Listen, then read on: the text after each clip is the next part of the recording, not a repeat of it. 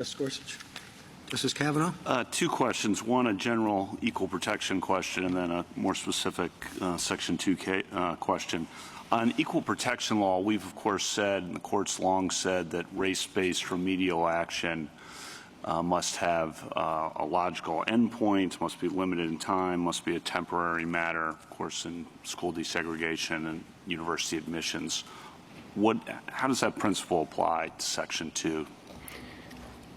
Your Honor, I think that Section 2 is the way that as it has been applied through Jingles is tied to current conditions. It requires a totality of the circumstances analysis that looks at current conditions. It looks at racially polarized voting today. It looks at examples of discrimination today. So it's tied to current conditions, and there doesn't need to be an artificial time limit on how Section 2 would apply. Because it's always applied based on current conditions. And second, on the specific questions here on the race politics, I just want to disaggregate this. My understanding of your position is that the reason that there's a second majority minority district required is because of race, because of Section 2.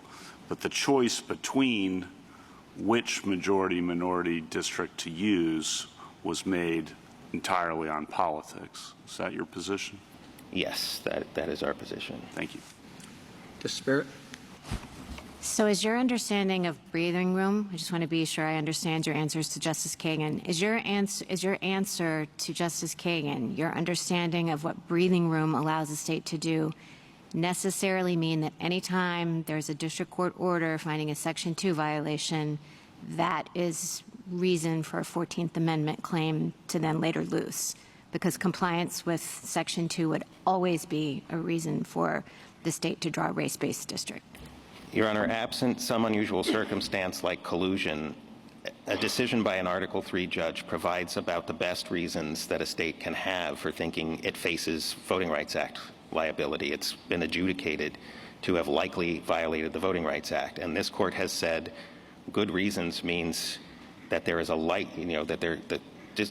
the state has good reasons to believe it faces Voting Rights Act liability. So yes, I would say that when there is an Article 3 judge's determination, in this case affirmed by the Fifth Circuit, that's about the best reasons this court has recognized as requiring remedial action. So let me follow up then on Justice Kavanaugh's question. He pointed out there's two steps here. One, you had to draw a second district based on race, but the shape of that second district was based on political considerations.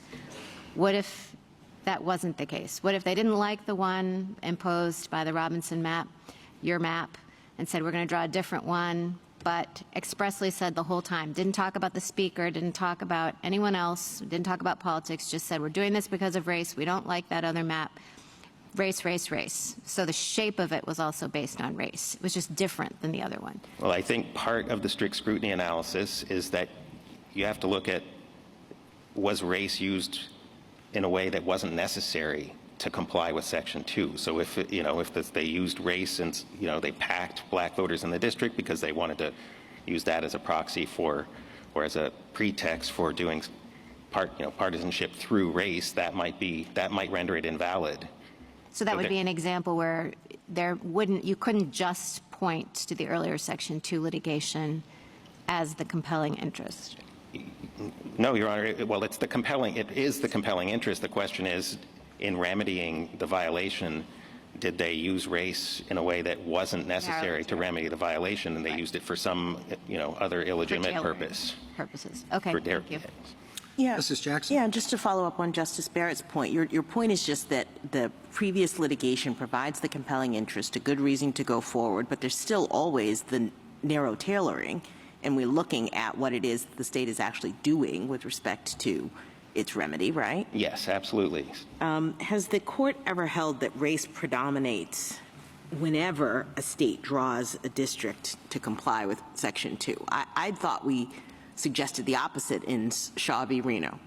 This court has not held that. The court has expressly said that intentional creation of a majority-minority district does not on its own prove racial predominance. That court said that in Bush versus Vera, And then in Bethune-Hill, the court refused to find predominance even where the state had a 55% target. That was just one consideration in the predominance analysis. It wasn't the whole analysis. And is it the plaintiff's burden, the plaintiff's in the equal protection case, burden to disentangle race from politics in a case like this? Yes, of course. It's the plaintiff's burden at the first stage on predominance. Thank you.